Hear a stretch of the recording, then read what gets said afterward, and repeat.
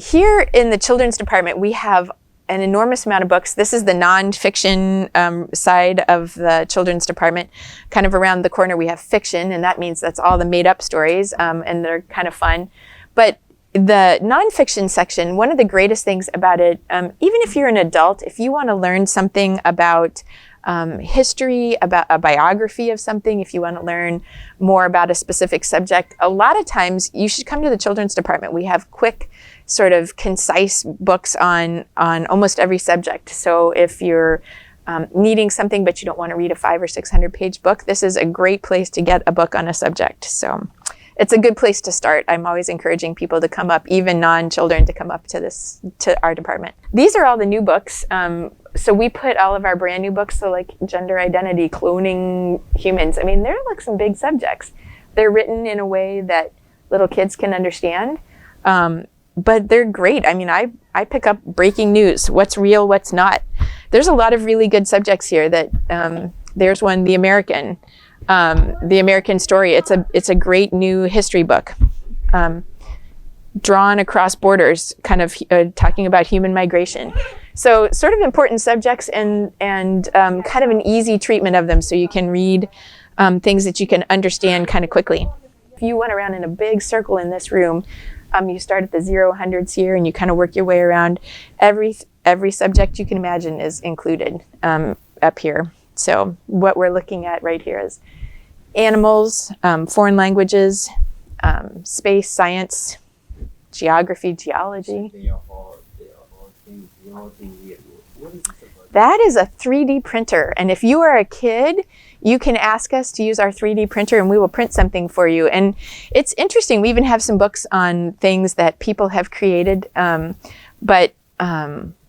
So you can go to our website, and if you have a children's card, if you're a child and you have a children's card, you can you can look up a file online. It might be, say you want a dragon, and you find a file for a dragon, you submit it, we'll print it out for you for free. So it's kind of fun. But we have some really cool books. There's one about an eagle who had accidentally been shot by a hunter, lost part of its beak. They used a 3D printer to make a new beak.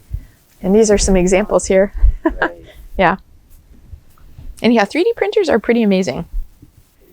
Yeah, the library also has a book sale that's ongoing, and we've just started up again after COVID. But the great thing about it is, if you're interested in having some books at home that you want to own, a hardback book could cost you $16 or $17 or more, $20, $25 at a bookstore. But because we have ones that are used, we sell them for like $1 or $2.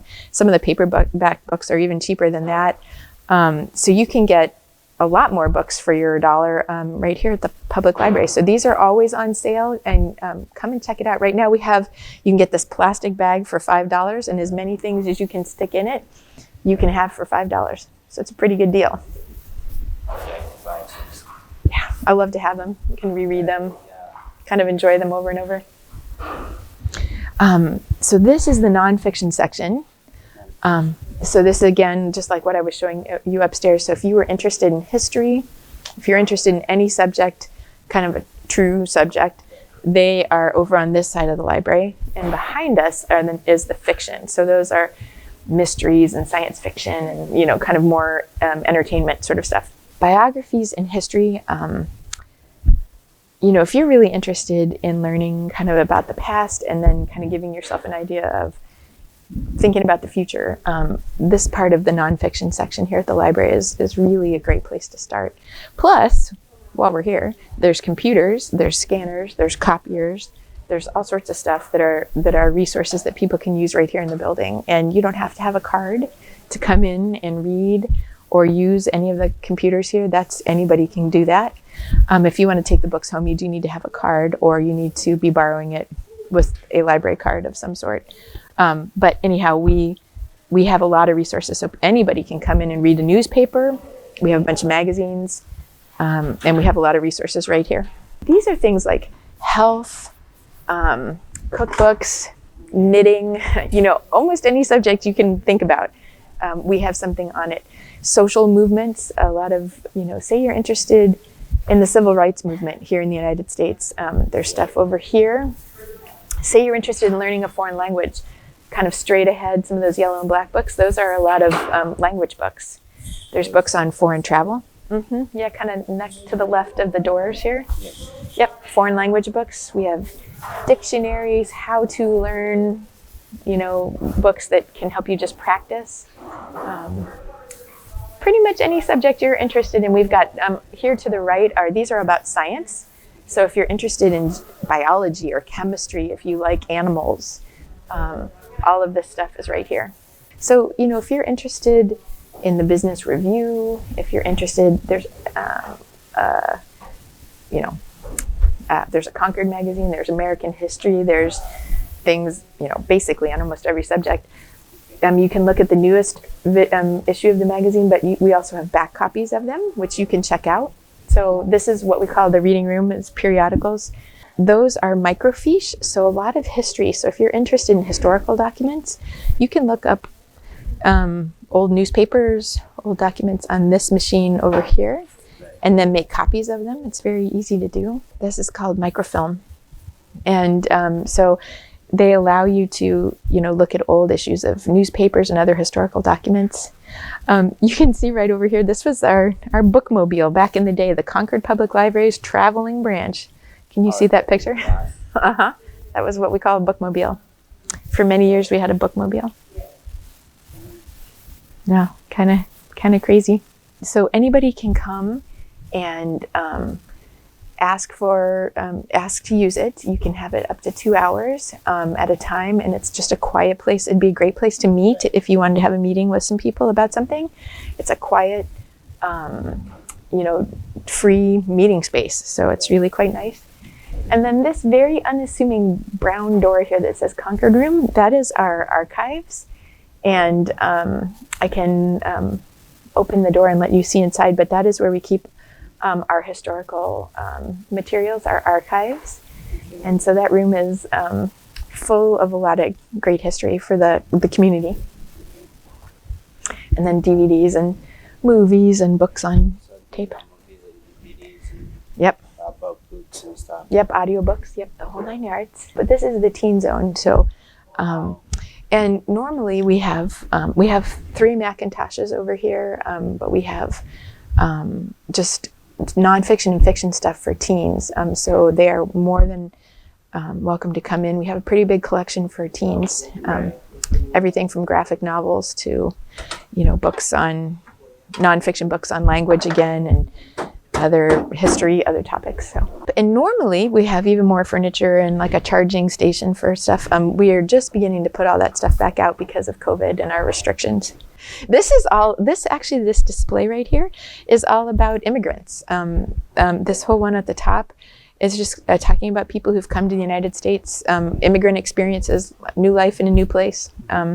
It's challenging for people, so we knew people, that would resonate with people. So this is the archives, and it houses like old art. Like you can see over here, the signs. The library used to be the Fowler Library Building. Old maps, all sorts of historical documents. And Ashley has done a really great job bringing our collection up to speed, making sure that it's kept at the right temperature and the right moisture so it lasts for a long, long time. It's really important for old documents. So, how old are they? Oh, some of these are hundreds of years old, and we're lucky. People in the community have donated a lot of things. You can see there's a sign up there for the funeral of President Lincoln. There's a lot of really interesting things in here. So yeah, hundreds of years old. Too, we have yearbooks from the high school. We have all sorts of interesting documents. So if you want to learn about the local area, this is your spot. Also, they've spent a lot of time digitizing a lot of our things, so making them available digitally. But yeah, these are old.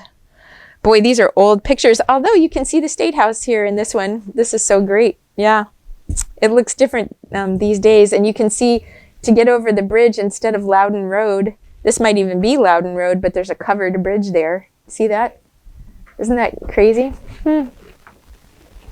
That's the city of Concord. It looks like they had factories, doesn't it? That looks very much like a factory. Yep. And that too. Oh, this might be the train station. Yeah, that's the train station right there. Oh, okay. Yeah, and we actually have a little model of what it got torn down at some point, but we have a model in a glass case that Ashley has put up that of our old train station. And the sign for the old train station is actually right here in our building, which is really neat. This is City of Concord. This is the city. Yeah, we don't graze cattle over here anymore. There's businesses there now, but that's really interesting. That's the railroad, the depot, the Union Depot, which is the railroad station, train station. It says Union Depot and office building for the Concord Railroad Company, Concord, New Hampshire. This is done by an architect. I don't know if this is the architect of the building. It says the architect was from New York.